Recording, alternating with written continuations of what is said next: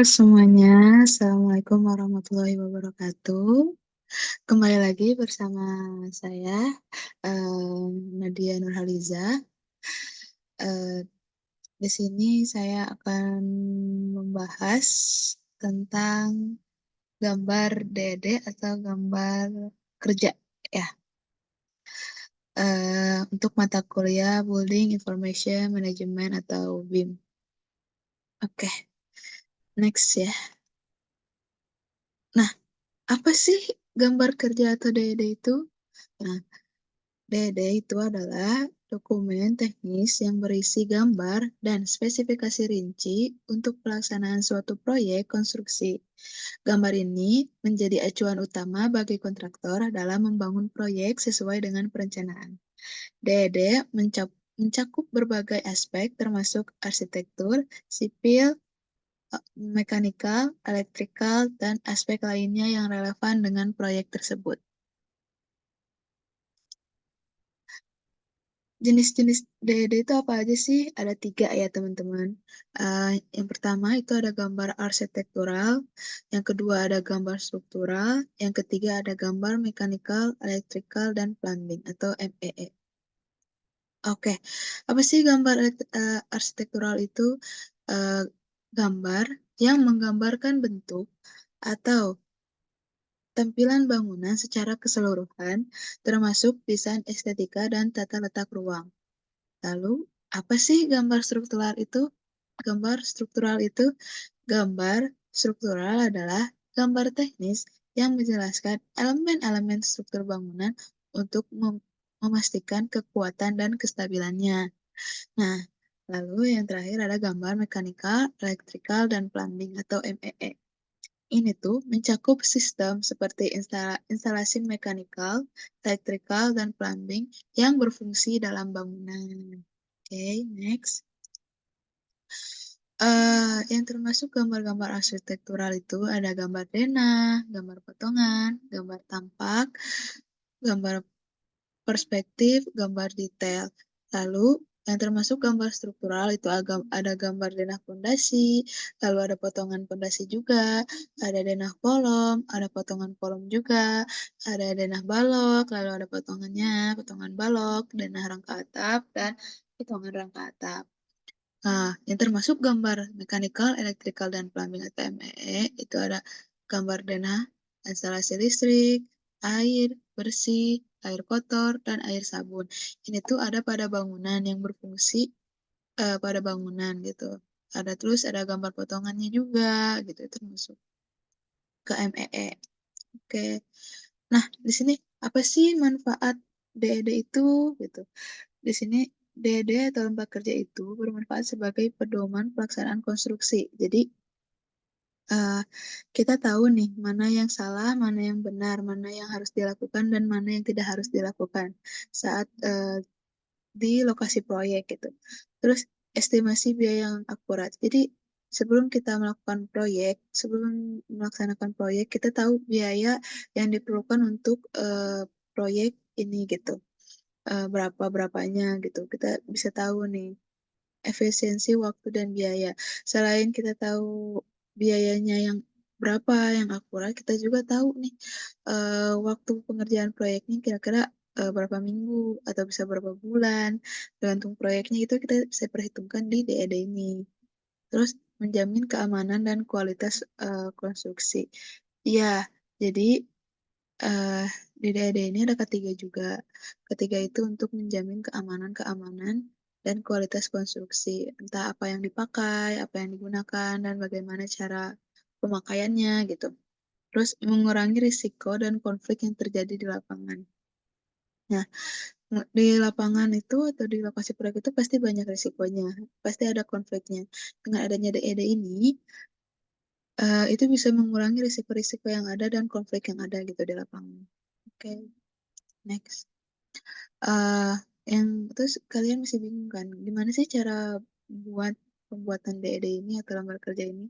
Pertama itu yang harus kalian lakukan itu pengumpulan data ya. Pengumpulan data, kalian harus mencari data apa saja yang dibutuhkan. Banyak sekali data-data yang dibutuhkan tuh. Misalnya kalian nanti mau menerima proyek apa gitu. Untuk kalau misalnya proyek rumah 2 lantai, cari data-datanya, data-data proyeknya, data-data lokasinya, bagaimana bagaimana lokasi proyek yang di sana gitu. Kalian harus tahu. Terus perancangan konsep. Setelah kalian udah dapet nih pengumpulan data-data data-data yang kalian butuhkan, terus kalian lakukan perancangan konsep gitu.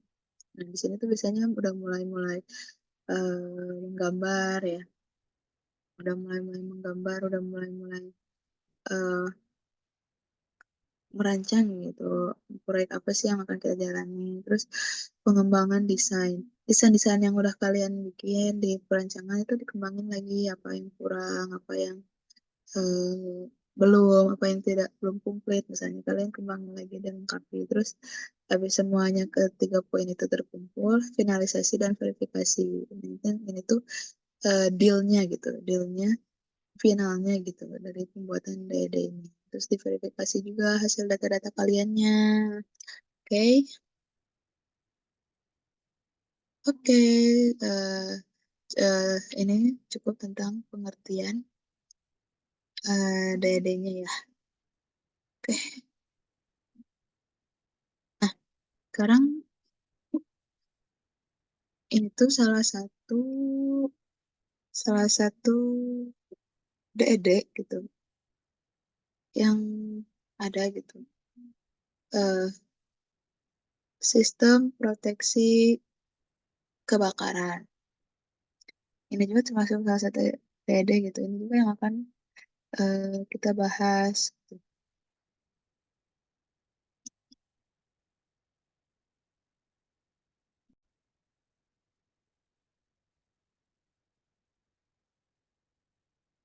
Oke, kan tadi udah kita bahas ya sistem gambar DED-nya gitu. Apa sih yang ada di gambar DED? Nah ini tuh sekarang kita langsung bahas aja ke salah satu sistem DED atau gambar DED. Nah ini tuh termasuknya ke MEE yang tadi mechanical, electrical, dan plumbing. Tapi yang akan saya bahas di sini yaitu sistem proteksi kebakaran. Oke, sistem proteksi kebakaran pada bangunan tinggi, sistem proteksi kebakaran itu apa sih? Gitu. Next. Nah, pengertiannya, sistem kebakaran adalah suatu upaya untuk mencegah terjadinya kebakaran atau meluasnya kebakaran melalui eliminasi atau meminimalisir resiko bahaya kebakaran serta kesiapsiagaan sebuah gedung terkait sistem proteksi aktif maupun pasif.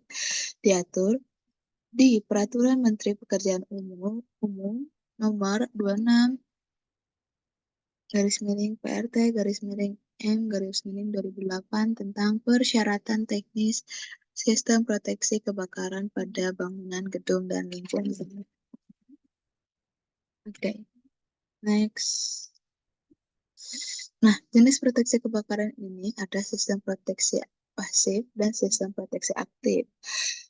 Apa sih sistem proteksi pasif itu? Penggunaan bahan, komponen struktur bangunan, dan kompartementasi pada bangunan. Kalau sistem proteksi aktif itu sistem pendeteksian dan sistem pemadaman kebakaran yang fokus pada bidang mekanikal, elektrikal, dan plumbing. Yang akan saya bahas di sini itu sistem proteksi aktif. Nah, sistem proteksi aktif itu dibagi 3. Ada deteksi kebakaran, evakuasi kebakaran, dan pemadaman kebakaran. Nah, deteksi kebakaran.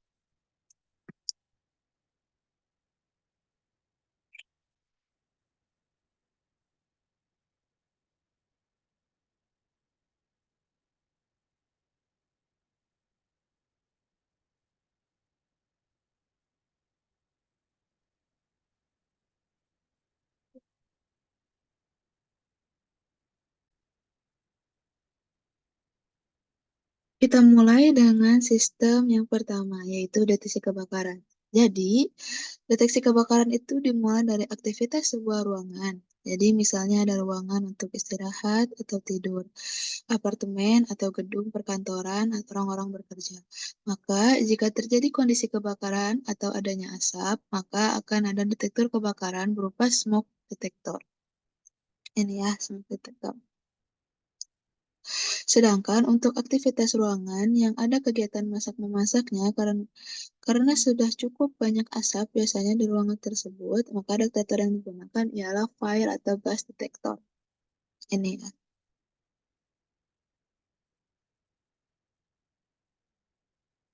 Jadi, kedua detektor ini yang akan menangkap informasi jika terjadi peningkatan suhu secara signifikan atau adanya kebakaran serta asap. Dari detektor tersebut, informasi disalurkan melalui TBFA atau Terminal Box Fire Alarm.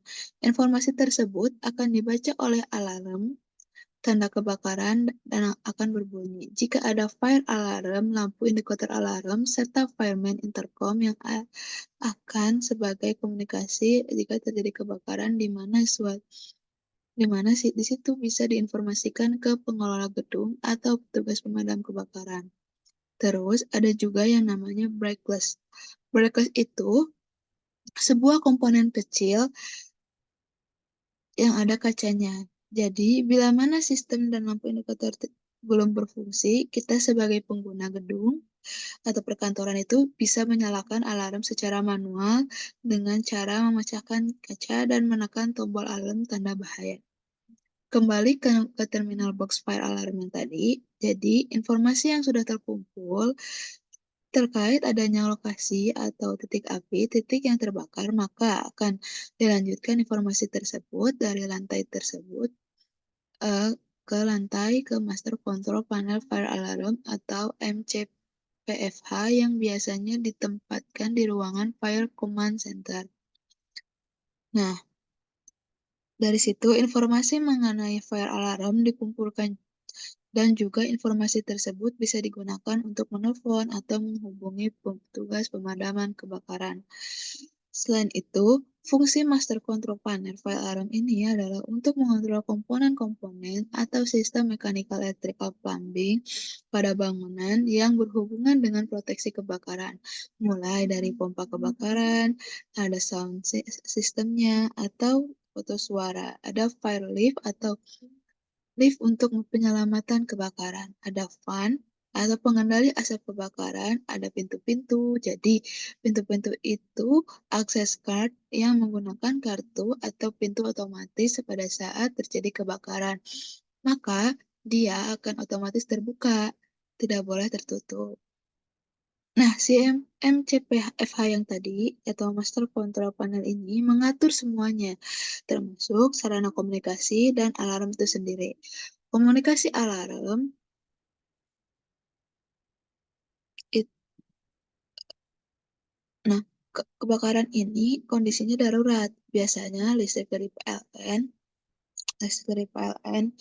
akan dipadamkan dan otomatis fungsi-fungsi ini harus di-backup dan dihubungkan oleh suatu panel yang terhubung ke genset. Jadi, dalam kondisi darurat listrik PLN padam, sistem-sistem yang berhubungan dengan proteksi kebakaran akan tetap support atau menyala karena ada suplai listrik dari genset tersebut. Kalau detektor kebakaran ini, kita bisa sederhanakan informasinya lewat denah nih. Ini denahnya. Nah, ini contohnya denah apartemen seperti ini ya. Di koridor-koridor ini ada banyak detektor seperti smoke fire, ada smoke fire dan gas detektor. Selain itu, ada terminal box,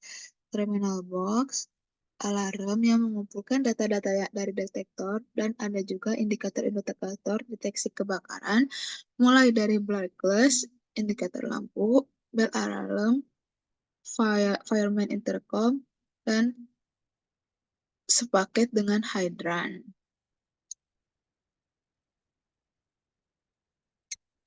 Oke, ini eh, kita bahas satu saja dulu tentang deteksi kebakaran di apartemen atau di gedung-gedung. Eh, Cukup sekian yang bisa saya sampaikan. Mohon maaf bila ada salah kata atau salah ucapan, bila ada kekurangan. Terima kasih kepada teman-teman yang sudah mendengarkan dan sudah menonton gitu dari awal video. Eh, saya Nadia Nurhaliza. Bye bye.